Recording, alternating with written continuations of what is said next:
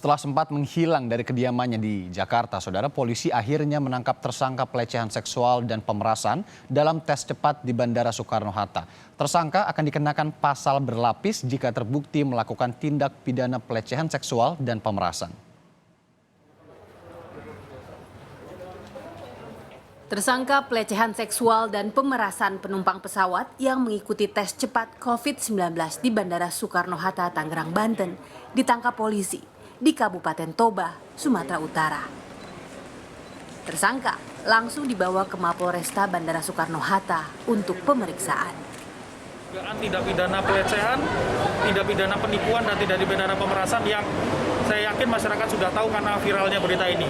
Tersangka EY, tersangka kami amankan di daerah Balige, Kabupaten Toba Samosir, Provinsi Sumatera Utara.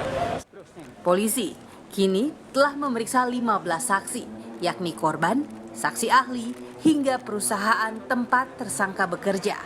Selanjutnya, polisi akan memanggil Ikatan Dokter Indonesia serta universitas yang menaungi tersangka untuk memastikan gelar akademisnya.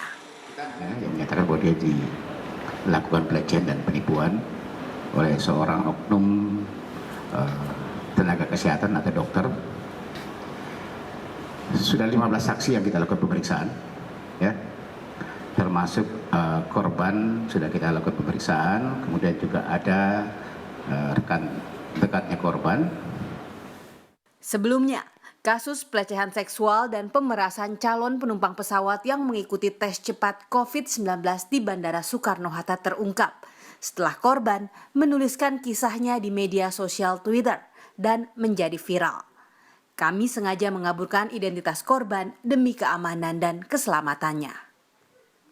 Korban menulis, peristiwa itu terjadi pada 13 September lalu, jam 4 pagi, saat ia hendak terbang dari Terminal 3 Bandara Soekarno-Hatta menuju Nias, Sumatera Utara.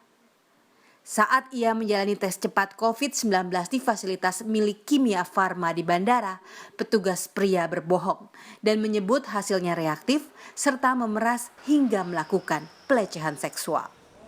Tim Liputan, Kompas TV.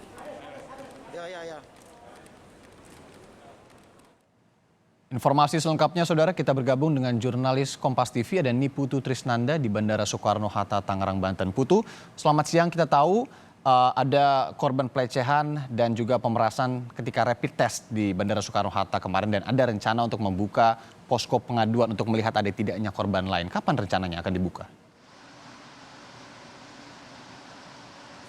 Ya, selamat siang, Irianda dan juga saudara. Rencananya posko pengaduan terkait dengan tindak lanjut pasca ditemukannya korban pelecehan seksual oleh oknum petugas rapid test ini akan dibuka pada besok.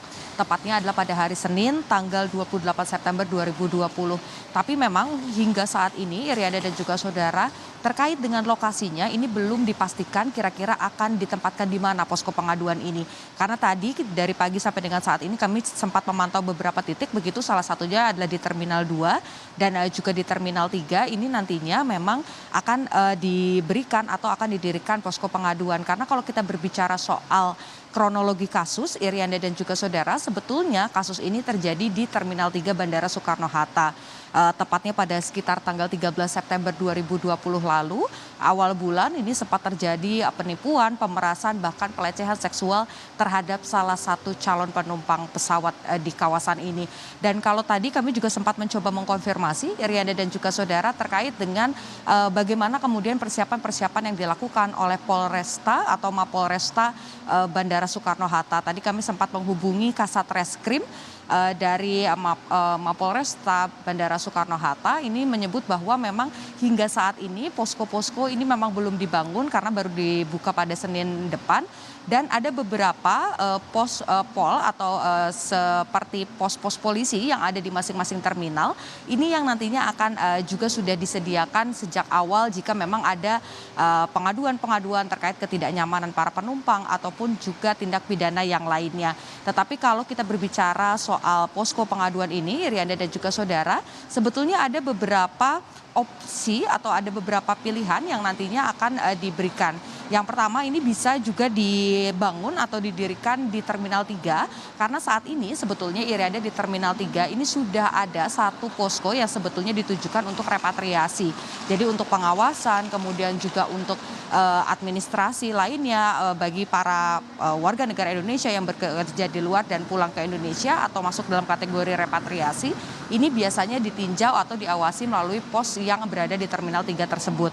Berdasarkan pernyataan dari Kasat Reskrim Polresta Bandara Soekarno-Hatta, AKP Alexander Yuriko ini menyebut jika posko tersebut bisa digunakan untuk kemudian dialihfungsikan atau ditambah fungsinya menjadi posko pengaduan bagi pelecehan seksual ataupun tindak pidana serupa yang terjadi pada tanggal 13 September lalu.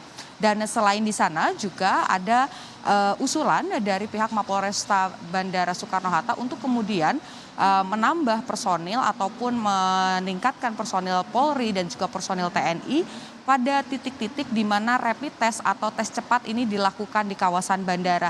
Salah satunya adalah di lantai dasar Skytrain ini juga ada tempat pengecekan atau dilakukannya tes cepat ini juga dilakukan di sana, diharapkan nantinya dengan keterlibatan atau kehadiran dari Polri dan juga TNI ini bisa kemudian menekan apakah kemudian ada oknum-oknum nakal yang kemudian memanfaatkan situasi. Sebetulnya posko pengaduan ini memiliki beberapa tujuan, Irianda.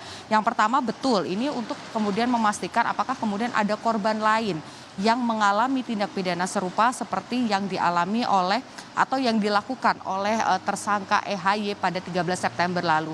Yang kedua adalah untuk mencari tahu apakah kemudian ada oknum lain yang terlibat dalam tindak pidana ini. Dan yang terakhir adalah untuk mengantisipasi adanya kasus tindak pidana serupa. Salah satu upaya yang coba dilakukan adalah menghadirkan TNI Polri pada tempat-tempat atau titik-titik yang biasa digunakan untuk tes cepat. Ini adalah hal-hal yang kemudian disebut sebagai persiapan oleh pihak kepolisian untuk nantinya untuk nantinya ditempatkan di posko-posko pengaduan untuk meminimalisasi adanya tindak pidana serupa, Irianda. Baik, meski masih digodok titiknya di mana, tapi informasi terakhir tadi Anda sebutkan bahwa besok rencananya akan dibuka posko pengaduannya di sana. Terima kasih jurnalis Kompas TV Niputu Trisnanda atas laporan Anda langsung dari Bandara Soekarno-Hatta, Tangerang, Banten.